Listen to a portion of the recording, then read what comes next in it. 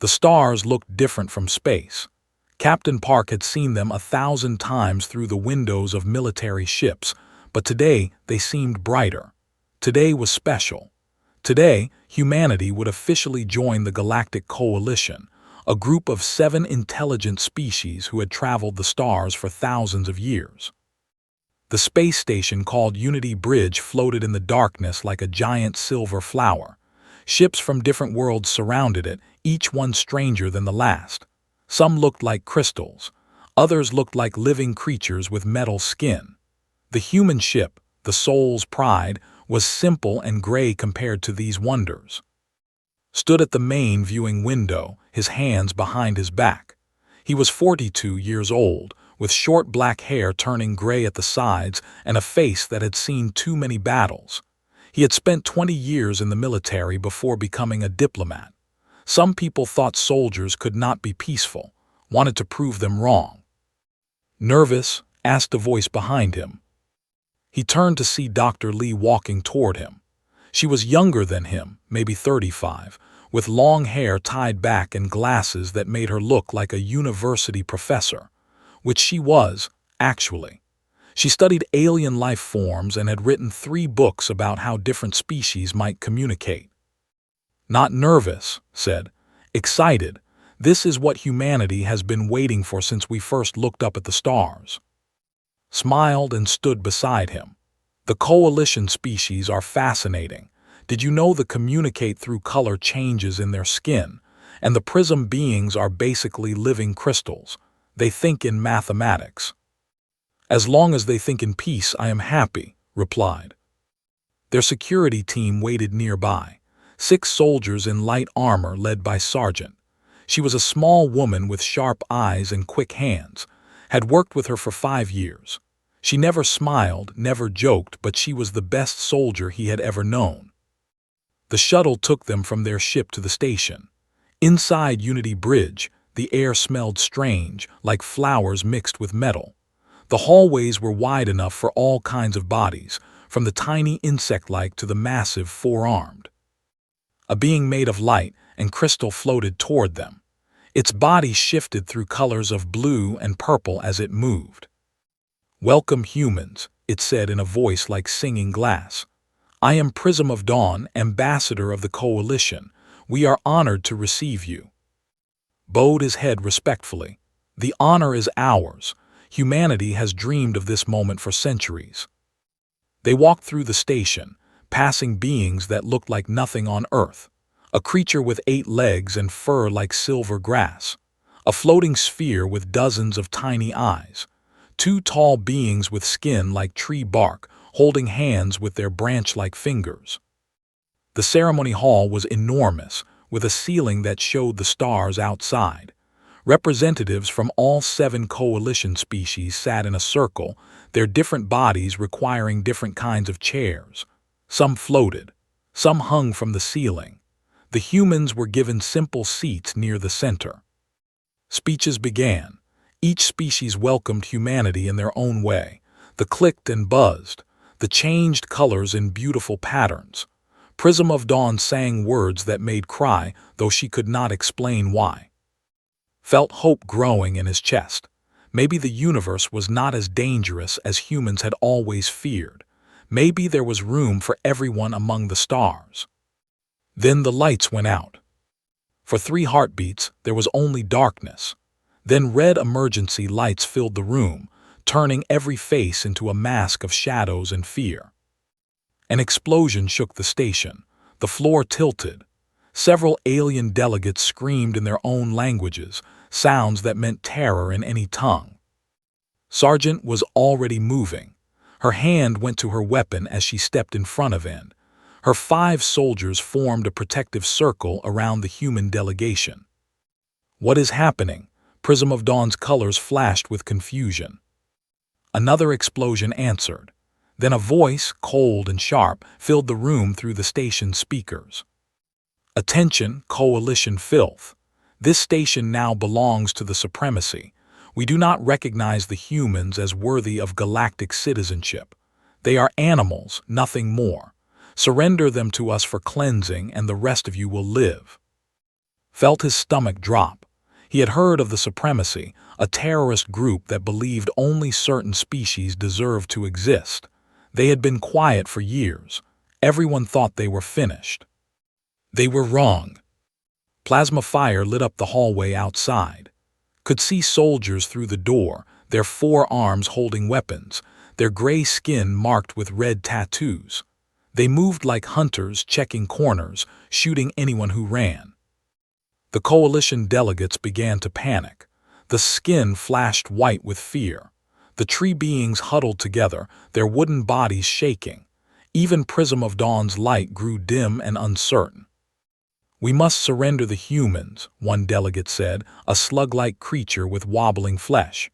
"It is the logical choice. 6 humans or hundreds of us. The mathematics is clear." "Agreed," said another. "The fight is already over. We cannot win against armed soldiers. Resistance is pointless." Watched the alien faces around him. He saw fear, yes, but also something else. Acceptance. They truly believed there was nothing to be done. In their minds, the moment weapons appeared, the battle was already decided. She looked back at him, her eyes steady behind her glasses. Then he looked at Sergeant. The small woman had not moved. Her weapon was in her hands, her finger near the trigger. Her breathing was slow and controlled. She was not panicking. She was waiting. "Sergeant," said quietly, "defense positions." "Not at once. You heard the captain, formation Delta, nobody gets through." The 6 human soldiers spread out, finding cover behind pillars and fallen chairs. They moved without speaking, each one knowing exactly where to go. Prism of Dawn floated closer to. "What are you doing? You cannot fight them. You are wounded already from the first explosion. You have only 6 soldiers, they have 50, maybe more. This fight is over." Smiled. It was a strange smile, the kind that did not match the situation at all. "Where we come from," he said, "the fight is only over when we decide it is over." The first soldier came through the door. Sergeant shot him before he took 2 steps. The alien delegates watched in shock as the humans opened fire, their small weapons making loud sounds that echoed through the hall. They had expected surrender. They had expected fear. They had not expected this. And in the bodies of every human in that room, something ancient and powerful was waking up. Their hearts beat faster. Their pupils grew wide. Their muscles filled with blood and oxygen and the memory of 1,000,000 years of survival. Adrenaline. The galaxy was about to learn what that word meant. The sounds of battle filled the ceremony hall. Plasma fire crackled through the air, leaving trails of burning light. Metal screamed as bullets tore through armor. The alien delegates huddled behind whatever cover they could find, their bodies shaking with fear. Dr. Lee pressed her back against a fallen table, her heart pounding so hard she could feel it in her throat. She was not a soldier. She had never held a weapon in her life. Her job was to study aliens, to understand them, to help humanity communicate with them. But right now, she realized, her job was something else entirely. Prism of Dawn floated beside her, its crystal body flickering with unstable colors. The ambassador was terrified, could see it in the way its light kept breaking into pieces, like a mirror about to shatter. "This is madness," Prism of Dawn whispered. "Your soldiers are going to die. Why do they not surrender? Do they not understand what is happening?" Looked across the room. She could see Sergeant behind a pillar, firing her weapon with calm, mechanical precision. Each shot was perfect. Each movement was smooth. There was no wasted energy, no panic, no hesitation. "They understand perfectly," said. "That is why they are fighting." "But the mathematics." "Forget mathematics." Grabbed the ambassador's crystalline arm, feeling the strange, cold smoothness of its body. "Listen to me. What you are seeing right now is not normal behavior, not by galactic standards. You need to understand what is happening inside their bodies." Prism of Dawn's colors shifted to a confused blue. "Inside their bodies." Your species evolved on a peaceful world, yes. Gentle climate, few predators, resources were easy to find. Yes, the crystal plains of our have been calm for millions of years. Earth was not calm, ducked as a plasma bolt flew over her head. When she spoke again, her voice was steady, almost like she was giving a lecture. Earth was a death world. Do you know what that means? Prism of Dawn's light flickered. I have heard the term, worlds where survival is difficult. Difficult is too weak a word. On Earth, everything wanted to kill us. The weather could freeze us or burn us. The water could drown us or poison us. The animals were stronger, faster, and had better weapons than we did. We had no claws, no fangs, no armor, no venom. We were soft and slow and weak. Another explosion shook the room, did not stop talking. So we evolved something else. When danger comes, when death is close, our bodies release a chemical called adrenaline.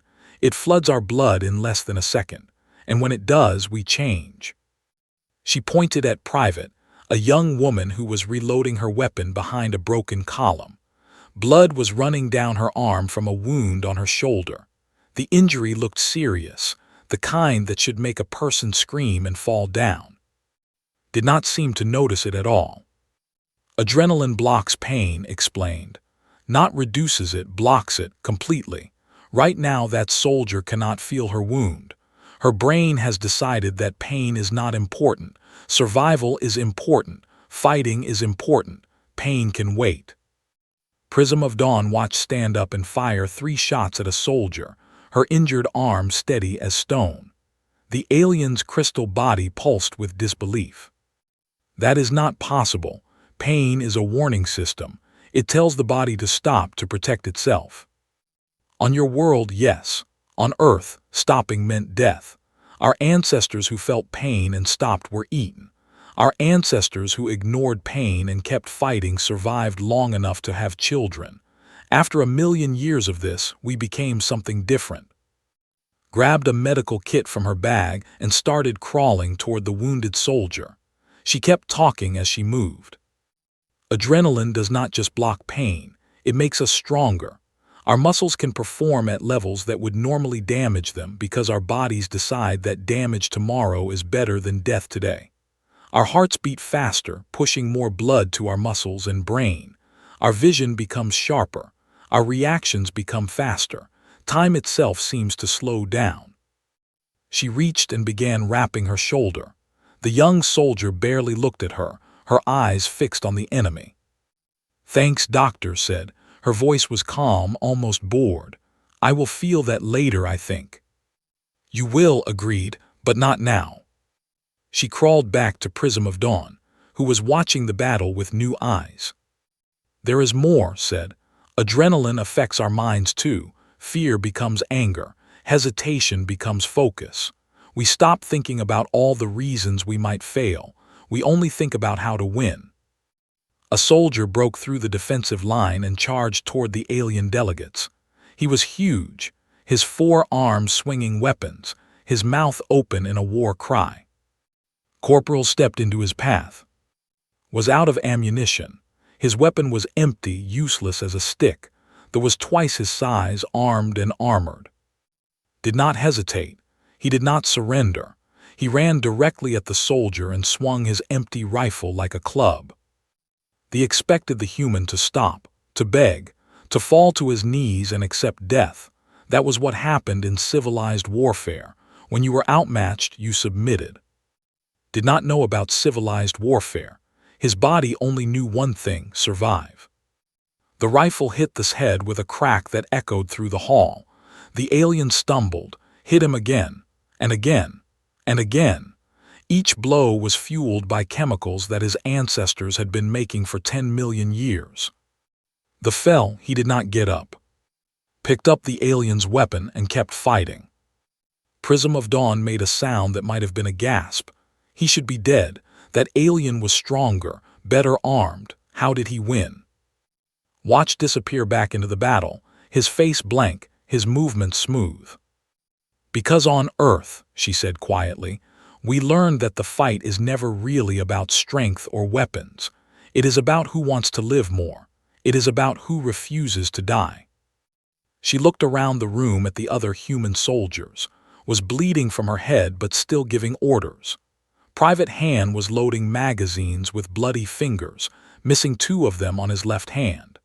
Captain Park had a piece of metal in his leg but was standing, directing fire, his voice calm and steady. Every single one of them was hurt. Every single one of them should have stopped, should have surrendered, should have accepted that the fight was over. None of them did. "We call it the fight or flight response," said, "but that name is wrong. For humans there is no flight. There is only fight. Our bodies give us everything we have, every drop of strength, every spark of energy, and they say, use this or die." Prism of Dawn's colors had settled into a strange new pattern, something had never seen before. It took her a moment to realize what it meant. The alien was afraid. Not of the humans. "What are you?" Prism of Dawn whispered. Looked at the battle raging around them. She looked at her people, her broken, bleeding, magnificent people, standing against impossible odds because their biology would not let them do anything else. "We are survivors," she said. "That is what Earth made us. That is what we will always be." Outside the ceremony hall, more soldiers were coming. The humans had won the first battle, but the war was just beginning. And the adrenaline was still flowing. Commander watched the battle through security cameras, and he did not understand what he was seeing. His soldiers were dying. Not slowly, not in the organized way that civilized warfare demanded, but quickly, messily, in ways that made no sense. The humans were supposed to surrender. They were outnumbered 5-1. They were trapped in a single room with no escape routes and no reinforcements coming. By every rule of combat that had ever learned, the fight should have ended in the first 5 minutes. It had been 40 minutes now. The humans were still fighting. "Send more soldiers," ordered. His forearms gripped the command console so hard that the metal bent under his fingers. "Commander," his lieutenant said carefully, "we have already sent 3 waves. We have lost 18 soldiers. The humans have lost none." "That is impossible." "I am watching it happen, Commander." Turn back to the screens. The camera showed the ceremony hall, now filled with smoke and debris and bodies. Most of the bodies wore armor. He focused on one human, a female soldier with short hair and blood on her face. She was crouched behind a pillar, her weapon raised. As he watched, she leaned out, fired twice, and ducked back. 2 of his soldiers fell. The movement was smooth, perfect, like she had done it 1,000 times. She probably had realized. Humans lived on a death world. They trained for combat the way other species trained for art or science. War was in their blood. But that still did not explain what he was seeing. On the other side of the room, the young female soldier was still fighting. The one who had been shot in the shoulder an hour ago had seen the wound himself. It should have disabled her completely. Plasma burns destroyed muscle tissue, damaged nerves, caused pain that could knock her unconscious. The human did not seem to care. She was using her injured arm to hold her weapon steady. Her face showed no pain. Her movements showed no weakness. How was that possible? The camera shifted to show the human leader, the one called Captain Park. He had been hit by debris from the first explosion. There was still a piece of metal sticking out of his leg. He should be on the ground, screaming for medical help, or at least sitting still and applying pressure to the wound. Instead, he was walking, limping badly, yes, but walking, moving from soldier to soldier, checking their positions, giving orders. His voice on the audio feed was calm and steady. "Private Han, move to the left flank. Corporal, conserve ammunition, short bursts only. Sergeant, watch the ventilation shaft, they may try to come through there." The private he mentioned was missing fingers on his left hand. Could see the stumps wrapped in bloody cloth. The human was loading a magazine, using his thumb and 3 remaining fingers, working slowly but steadily. He should be in shock. He should be crying. He should be dying. He was reloading ammunition. "What are these creatures?" whispered. The coalition delegates were still in the room, huddled in the far corner. Had originally planned to kill them too, eventually, but right now they were not important. The crystal being, the prism ambassador, was flickering with colors that suggested extreme distress. The other aliens were frozen, their bodies locked in whatever their species did when terror became too much. They were watching the humans fight. They were watching what was watching. And they were learning the same lesson. Another wave of soldiers entered the ceremony hall. 5 of them this time, heavily armed, moving in formation. They had been told about the previous failures. They were being careful. It did not matter. The sergeant emerged from behind her cover. She was out of ammunition for her primary weapon, so she was using a pistol now, a small thing that looked like a toy in her hands. She fired once, twice, 3 times. 3 soldiers dropped. The 4th soldier raised his weapon to shoot her. His finger was on the trigger. The plasma bolt was about to fire. Then Private appeared behind him, the young woman with the shoulder wound. She had crossed half the room without anyone noticing, moving through smoke and shadows like a ghost. She did not shoot him. She was probably out of ammunition too. Instead, she jumped on his back and wrapped her arms around his neck. Watched in horror as a human female, half the size of a warrior, choked the life out of his soldier using nothing but her body. The struggled, his 4 arms reaching back, trying to grab her, but she held on. Her wounded arm must have been screaming with pain. Her face showed nothing. After 20 seconds, the stopped moving. Let go, picked up his weapon, and shot the 5th soldier who was still staring at her in disbelief. Then she went back to her position and crouched down, as if nothing unusual had happened. Felt something cold crawling up his spine. He had commanded soldiers for 30 years. He had fought in 4 wars. He had seen courage and fear and everything in between. He had never seen anything like this. "Commander," his lieutenant said, "what do we do?" Did not answer immediately. He was thinking about all the stories he had heard about Earth, the death world, the planet where nothing was safe, where every creature was a killer, where life itself was a constant war against extinction. He had thought those stories were exaggerations. Every species liked to make themselves sound impressive. The humans were probably no different from anyone else, just with better storytelling. He was wrong. The humans were exactly what the stories said, maybe worse. "Commander," the lieutenant's voice was uncertain now, afraid. Made his decision. These humans could not be defeated with normal tactics. They did not surrender. They did not retreat. They did not accept that the fight was over, no matter what the numbers said. So he would have to end them differently. "Bring the elite guard," he ordered, "all of them." "Sir, the elite guard is reserved for." "I know what they are reserved for. Bring them now." The lieutenant hurried away, turned back to the screens. The humans were still fighting, still bleeding, still refusing to die. Captain Park was leaning against a pillar now, his leg wound obviously getting worse. He should have collapsed by now. His body should have shut down from blood loss and shock and exhaustion. Instead, he was smiling. It was the smile of a predator, the smile of a creature that knew it was dangerous, the smile of an animal that had been hunting and killing since before the first crawled out of the ocean. Felt a cold fear settle into his bones. He was starting to understand something terrible. This was not a battle, not really. The humans were not defending themselves. They were not trying to survive. They were hunting. And he had just sent more prey into their trap. The elite guard was coming. 12 of the best soldiers the Supremacy had ever produced. They had never lost a battle. They had never failed a mission. But they had never fought humans before. They had never felt what adrenaline could do. Watched the security screens and prayed to gods he did not believe in. The fight was not over. He understood that now. The fight had barely begun. 2 hours into the battle, Captain Park finally fell. His leg gave out first.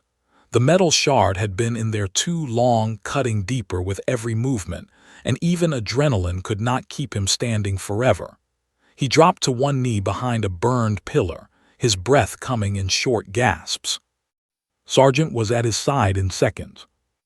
"Captain, you need to stop moving. The wound is—" "I know what the wound is."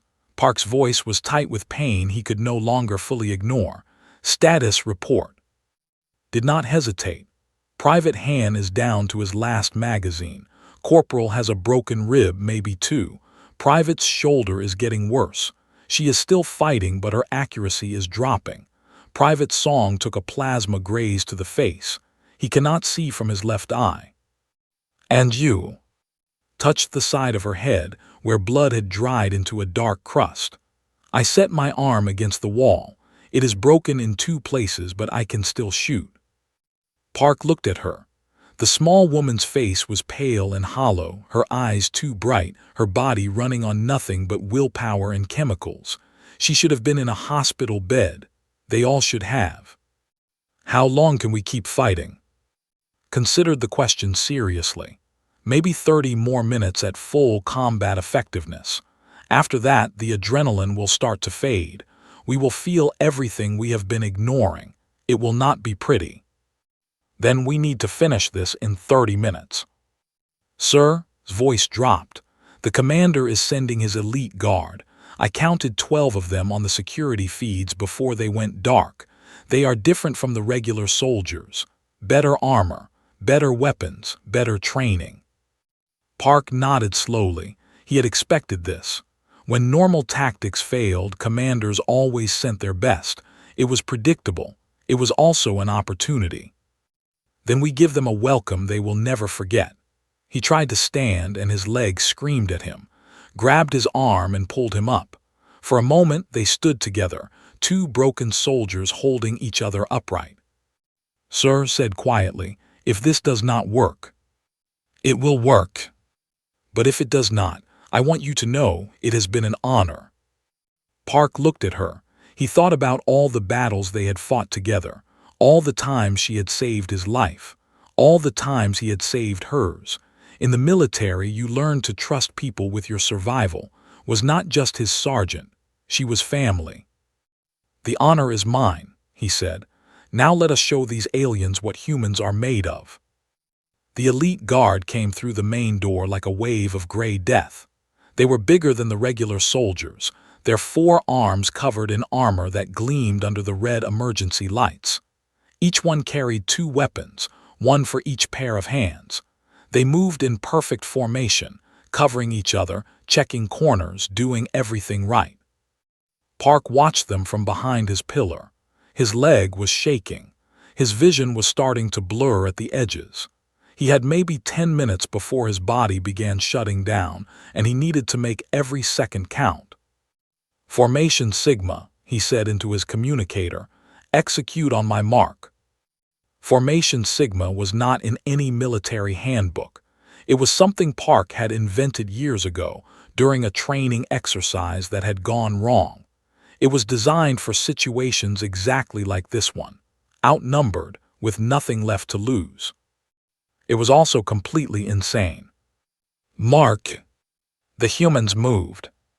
Private Han rolled out from his cover, firing his last magazine directly at the center of the formation. His shots were not meant to kill. They were meant to distract.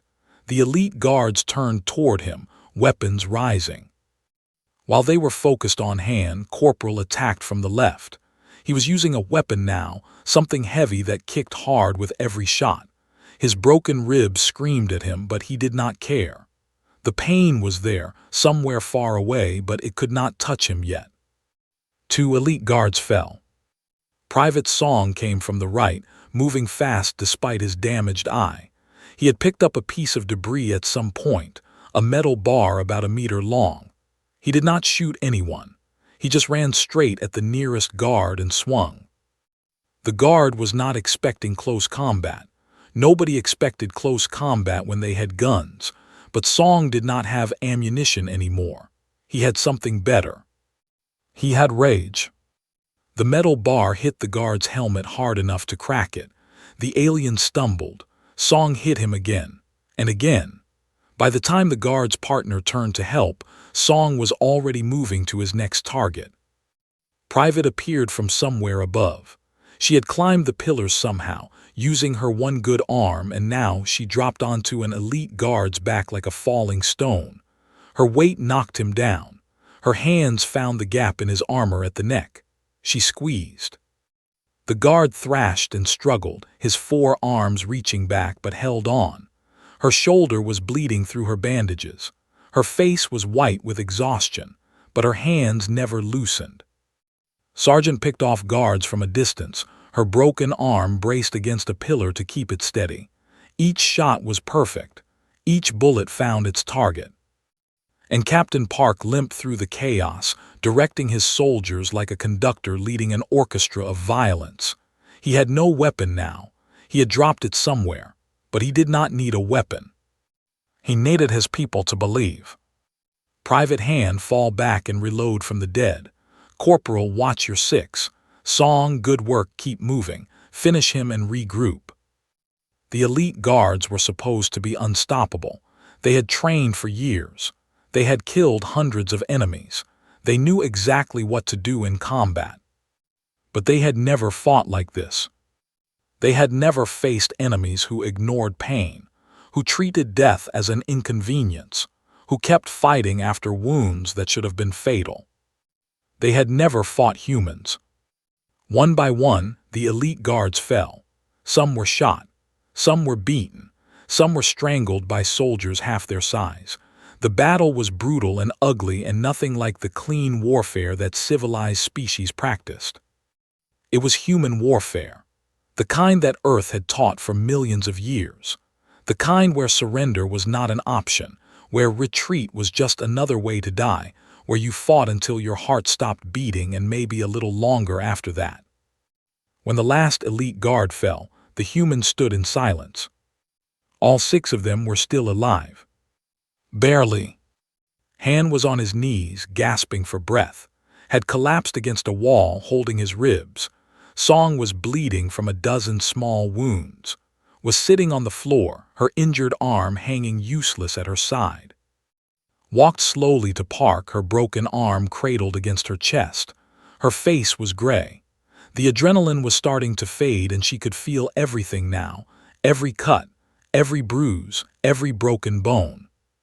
"Sir," she said, "elite guard neutralized, we won." Park looked around the room. Bodies everywhere. Smoke and fire and the smell of burned flesh. The alien delegates were still huddled in the corner, staring at the humans with eyes full of something that might have been fear or wonder or both. "Not yet," Park said. "The commander is still alive. As long as he is breathing, this is not over." He turned toward the door where the elite guards had entered. Beyond it, somewhere in the station, Commander was watching, waiting, planning his next move. Park took a step forward. His leg buckled, caught him. "Sir, you cannot." "I can," Park said. "I have to." He looked at his soldiers. 6 broken, bleeding, exhausted humans who should have died hours ago. They looked back at him with eyes that held no surrender. "One more fight," he told them. "One more push, then we rest." Private laughed. It was a terrible sound, more cough than laugh, but it was real. "Captain," she said, "on Earth we have a saying, we can rest when we are dead." Park smiled. It hurt his face, but he smiled anyway. "Then let us make sure to die first." They moved toward the door, slow, limping, holding each other up. But still moving, still fighting, still refusing to accept that the battle was over. Because for humans, the battle was never over until they decided it was. And they had not decided yet. Commander stood alone in the command center, staring at security screens that showed nothing but static and death. His 4 hands were trembling. His soldiers were gone. His elite guard was gone. Everything he had built, everything he had believed in, was crumbling around him. And the humans were still coming. He could hear them now, limping through the corridors, their boots making uneven sounds on the metal floor. They were not moving fast. They were not moving quietly. They sounded like they were barely able to walk. But they were still coming. Had spent his entire life believing in one simple truth: the weak surrendered to the strong. It was the law of nature. It was how the universe worked. When you were beaten, you accepted it. When you were outmatched, you submitted. The humans did not seem to know this law. Or maybe they just did not care. The door to the command center opened slowly. Raised his weapon, ready to fight, ready to die if necessary. A commander did not surrender. He was not some soft coalition diplomat who would beg for mercy. Captain Park limped through the door first. The human looked terrible. His uniform was burned and torn. Blood covered half his face. One of his legs was wrapped in bloody bandages, and he was leaning on a piece of debris like a cane. His eyes were sunken, his skin was pale, and he looked like he should have been dead hours ago.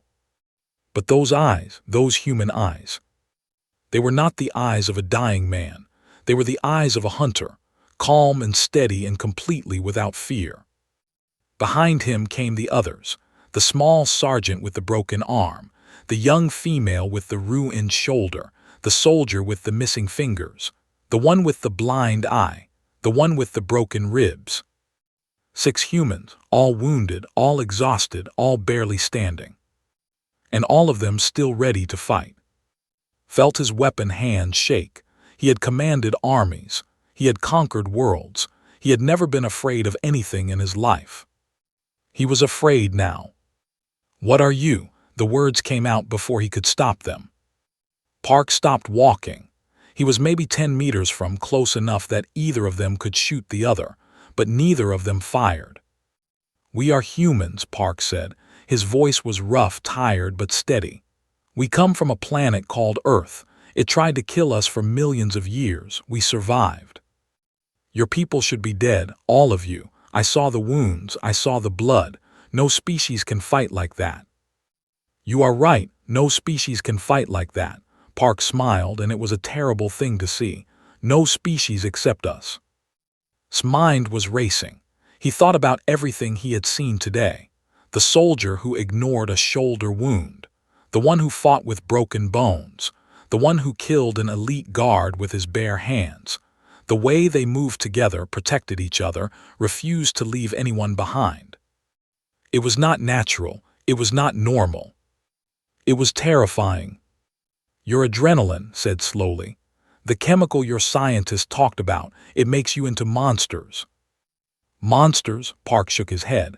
"No, it makes us into survivors. There is a difference." "You feel no pain. You feel no fear. How is that not monstrous?" "We feel pain," Park said quietly. "We feel it later when the fighting is done. We feel fear too at the beginning. But our bodies learned a long time ago that pain and fear are not useful in a fight, so they turn them off.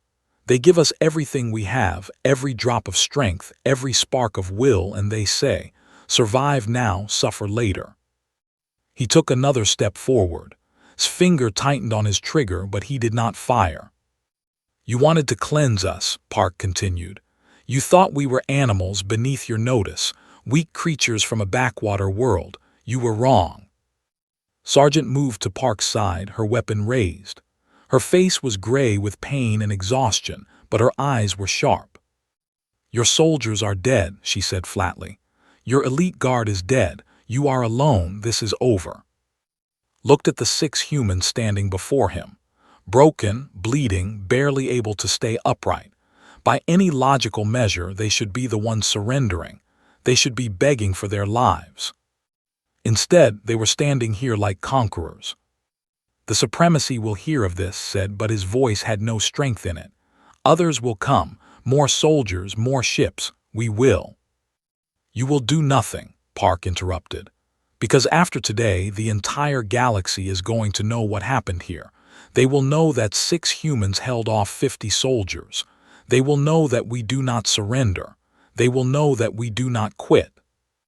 He stepped closer, until he was almost close enough to touch. And they will know that if anyone ever tries to harm humanity again, we will come for them. Not as diplomats, not as friends, as the survivors of a death world, as the children of Earth, as the species that learned to turn fear into fuel and pain into power. His weapon fell from his trembling hands. "I surrender," he whispered. Park nodded slowly. "Smart choice." The supremacy collapsed within a month. Word spread through the galaxy like fire through dry grass. The story of Unity Bridge was told in every port, every station, every world that had ever heard of humanity. 6 wounded humans against 50 soldiers, against 12 elite guards, against a terrorist organization that had terrorized the galaxy for decades. 6 humans won. The coalition ambassadors returned to there with stories that sounded like legends. Dr. Lee's explanation of adrenaline became required reading in every xenobiology program. Scientists studied the recordings from Unity Bridge, trying to understand how biological creatures could do what the humans had done.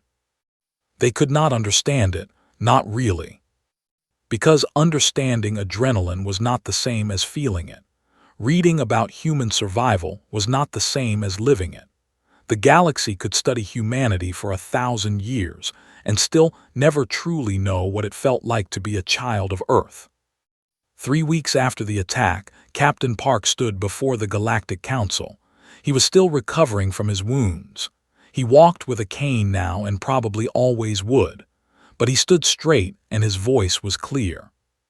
"Humanity comes to the galaxy in peace," he told the assembled representatives. "We want to trade. We want to learn. We want to share what we know and discover what we do not. We did not come here looking for enemies." He paused, letting the words settle. "But we want the galaxy to understand something. We evolved on a world that tried to kill us every single day. We fought back. We survived. We thrived. And we did not do that by being gentle." His eyes moved across the room, looking at each alien delegate in turn. "We will never start a war, but we will finish every war that is started against us. We will protect our people, our allies, and anyone else who asks for our help. We will never surrender. We will never quit. And we will never, ever give up, no matter how bad things look." He smiled, and it was the same terrible smile he had shown Commander. "Because we are humans, and giving up is not in our blood." The galaxy had thought they understood warfare. They had thought they understood survival. They had thought they knew what sentient beings were capable of. They were wrong. They had never met a species that turned death into motivation. They had never seen creatures that ignored wounds that would kill anyone else. They had never witnessed the fury of beings who treated extinction as a personal challenge. They had never seen what adrenaline could do. Now they knew. And across 1,000 worlds, in 1,000 languages, beings of every shape and size learned a new lesson. Do not threaten humanity. Do not attack their friends. Do not make them fight for their survival. Because when humans fight for survival, they do not stop until the fight is won. And the fight is never over until they decide it is over. The galaxy remembered this lesson for a very long time. And humanity continued to walk among the stars, peaceful and friendly, and ready to help anyone who needed them. But they kept their weapons close, just in case. Because Earth had taught them well. And they never forgot where they came from.